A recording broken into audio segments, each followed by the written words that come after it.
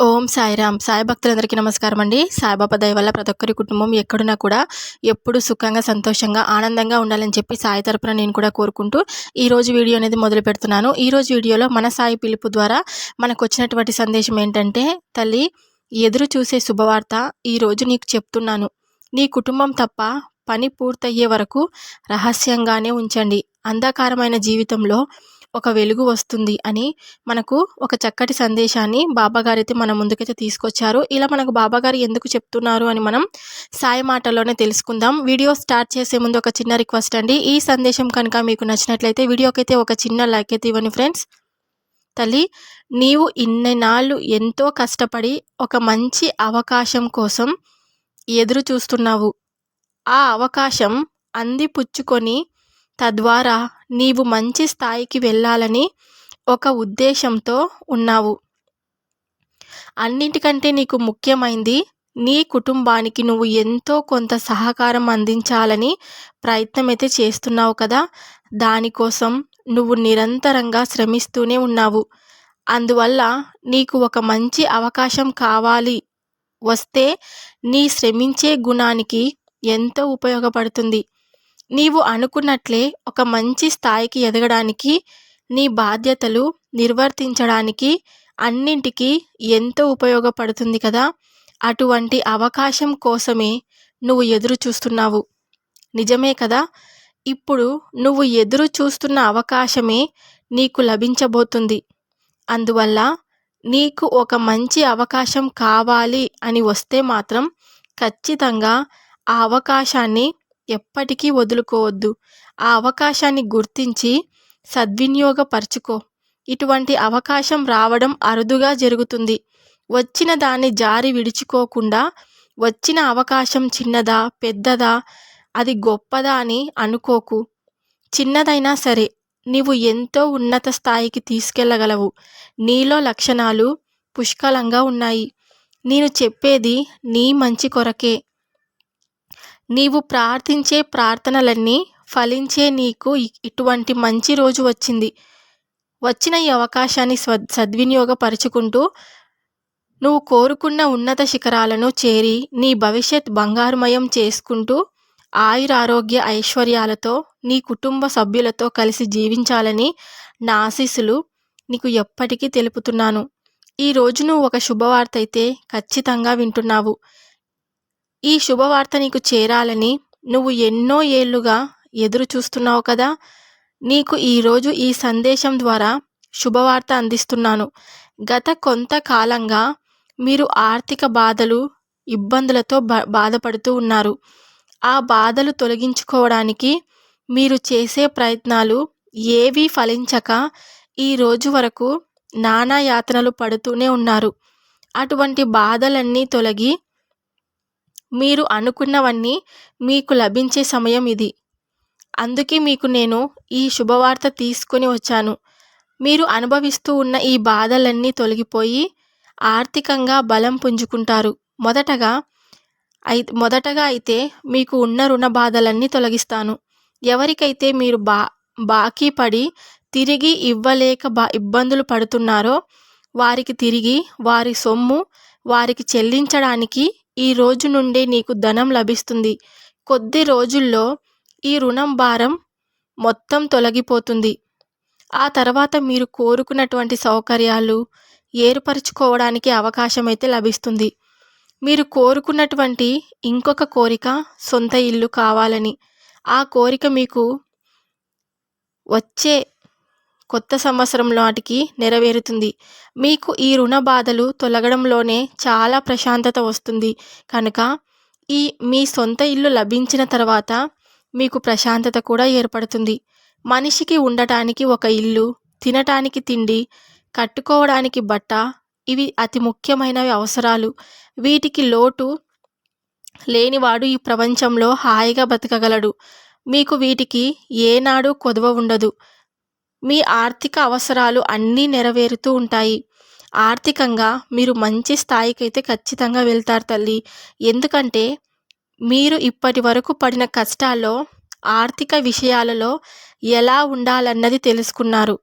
సుఖ సంతోషాలతో ఆయురారోగ్యాలతో మీ కుటుంబం అంతా ఎప్పుడూ సంతోషంగా ఉండాలని నా ఆశీస్సులు మీకు ఎప్పటికీ ఉంటాయని నేను మీకు అయితే మాట ఇస్తున్నాను.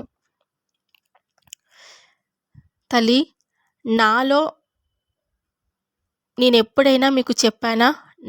నాకు పూజలు చేయండి, నాకు ప్రసాదాలు పెట్టండి, నన్ను అలంకరణ చేయండి, ధూపదీప నైవేద్యాలు సమర్పించండి అని నేనెప్పుడైనా అడిగానా?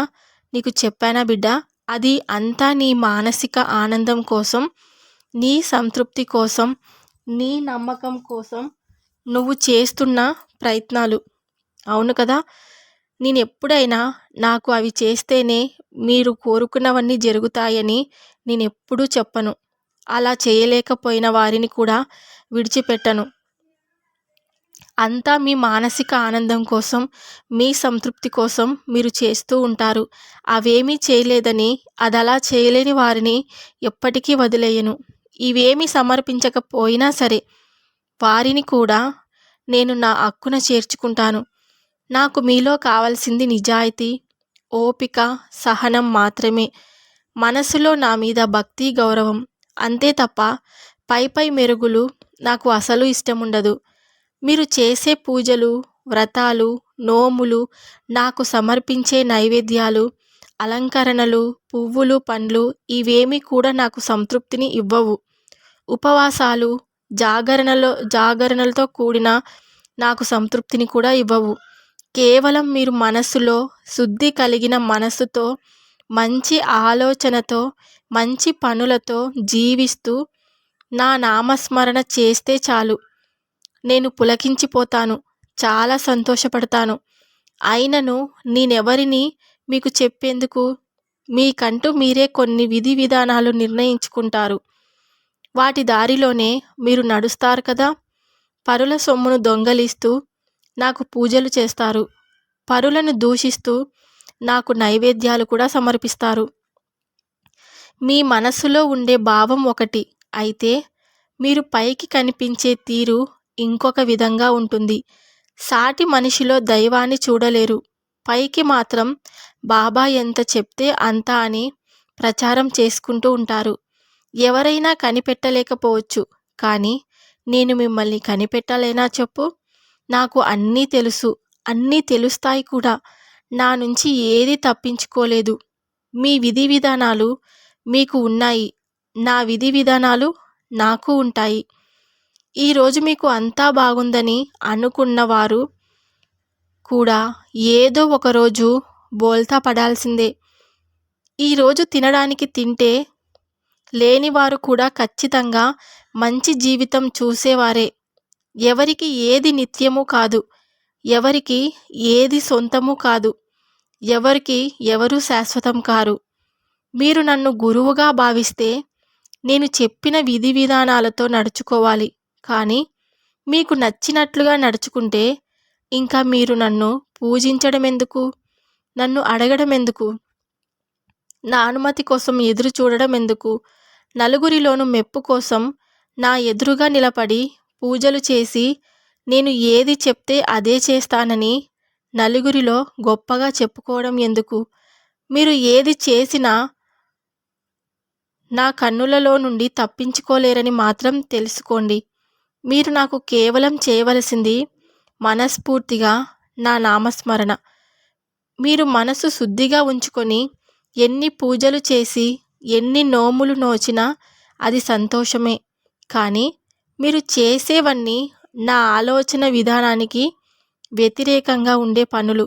అటువంటప్పుడు మీరు చేసిన పూజలు నాకు ఎంతో ఇబ్బందికరంగా మారుతాయి అని బాబాగారైతే ఈరోజు మనకు ఒక చక్కటి సందేశాన్ని మన ముందుకైతే తీసుకొచ్చారన్నమాట. బాబాగారు చెప్పిన ప్రతి విషయం నిజమే కదండి. చాలామంది ఎంతో ఆర్భాటాలతో బాబాగారికి మేము అది సమర్పించాము, ఇది పెట్టాము, బాబాగారి పూజ పెట్టాము, మేము ఖచ్చితంగా రండి, మేము అంత డెకరేట్ చేశాము, ఇంత గొప్పగా పూజ చేస్తున్నాం, చాలామందిని పిలిపించుకుంటున్నామని చాలామంది గొప్పలు చెప్పుకుంటూ ఉంటారనమాట. నిజానికి బాబాగారికి ఇవన్నీ ఇష్టం ఉండదు. ఇష్టం ఉంటుంది, కానీ మనసులో నిష్టతో నిజాయితీతో చేసే పూజ బాబాగారికి ఎప్పుడు ఇష్టమే. అలా కాకుండా పై మెరుగులు పూసుకుంటూ, పై మాటలు చెప్పుకుంటూ, లోపల ఎంతో కుళ్ళు బుద్ధితో చేసే బాబాగారి పూజ బాబాగారికి ఎప్పుడూ ఇష్టం ఉండదు. అలాంటి వారిని కూడా బాబాగారు ఎప్పటికీ పట్టించుకోరనమాట. అంటే ఎక్కువ మనుషులను బాధ పెడుతూ, ఎక్కువ ఇబ్బంది పెడుతూ ఉంటే బాబాగారికి నచ్చదు కదా. ఎప్పుడు బాబాగారికి ఇతరులకు సహాయం చేయాలనే ఆలోచన, జంతువులకు కానీ మనుషులకు కానీ బాధ పెట్టకూడదనే రీతి బాబాగారు మనకు ఎప్పుడు అలవరుచుకోవాలని చెప్తూ ఉంటారు. కాబట్టి ప్రతి ఒక్కరూ బాబాగారు చెప్పినటువంటి ఈ సందేశాన్ని ఖచ్చితంగా వినండి, పూర్తిగా వినండి. బాబాగారు మనకు ఏం చెప్తున్నారు అనేది మనకు పూర్తిగా వింటేనే అర్థమవుతుంది కదా. వీడియో అయితే ఇంతేనండి. ఈ వీడియో కనుక మీకు నచ్చినట్లయితే మరికొంతమంది సాయి భక్తులకు రీచ్ అయ్యేలా ఒక చిన్న లైక్ అయితే ఇవ్వండి ఫ్రెండ్స్. ఇంకా కొత్తగా మన ఛానల్ని ఎవరైనా చూస్తుంటే సాయి పిలుపు పక్కన రెడ్ కలర్లో సబ్స్క్రైబ్ అనే బటన్ ఉంటుంది. దాన్ని క్లిక్ చేస్తే పక్కనే ఆల్ అనే సింబల్ కూడా వస్తుంది. దాన్ని క్లిక్ చేస్తేనే నేను బాబాగారి వీడియో ఎప్పుడు పెట్టినా కూడా మీకే ఫస్ట్ నోటిఫికేషన్ రూపంలో వస్తుందన్నమాట. వీడియోకి అయితే ప్రతి ఒక్కరైతే ఒక చిన్న లైక్ అయితే ఇవ్వండి ఫ్రెండ్స్. సర్వేజన సుఖినో భవంతు. జై సాయిరామ్.